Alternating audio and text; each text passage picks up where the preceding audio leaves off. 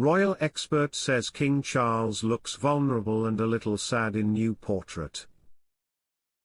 The revelations were surprising given Charles's recent good form, although some royal fans were concerned that Camilla wasn't involved. Welcome to Royal Pancakes. Please don't forget to subscribe and click the notifications bell, so you don't miss any updates about the British royal family.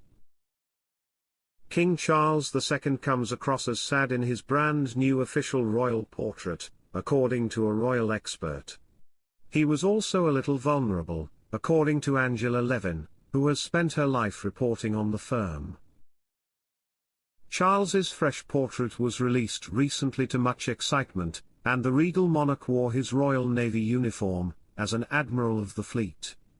It came amid news that the government was spending £8 million on a controversial scheme to let various public buildings receive the portrait and hang it up.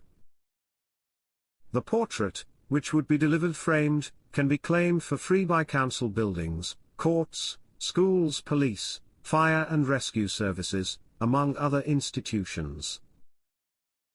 Levin told GB News, "I think it's very nice, but I do think he looks a bit vulnerable and a little sad. He's wearing the Admiral of the Fleet uniform, it's an amazing amount he's carrying on him, I wonder how heavy it is." The brutally honest assessment came just moments after presenters Eamonn Holmes and Isabel Webster had spoken kindly of the King, saying he looked fabulous, albeit understated. Levin also batted away Holmes's idea that Charles should have been pictured with the Queen, with the royal expert saying that would have been unusual. "They don't put up pictures of the two of them all around the country," she said. The news comes shortly after Harry and Meghan were allegedly rebuffed by the palace after they called for support regarding a claim made about their newborn, at the time, daughter, Lilibet. The Mail's royal expert, Robert Harmon, said Queen Elizabeth was left furious by the claim about Lilibet.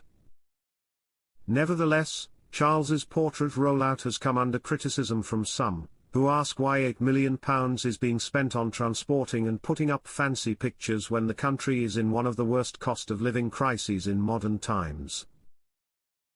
Deputy Prime Minister Oliver Dowden said, "Displaying this new portrait will serve as a reminder to us all of the example set by our ultimate public servant, and I hope as many eligible organisations as possible will wish to continue this proud British tradition, and honour our King's reign."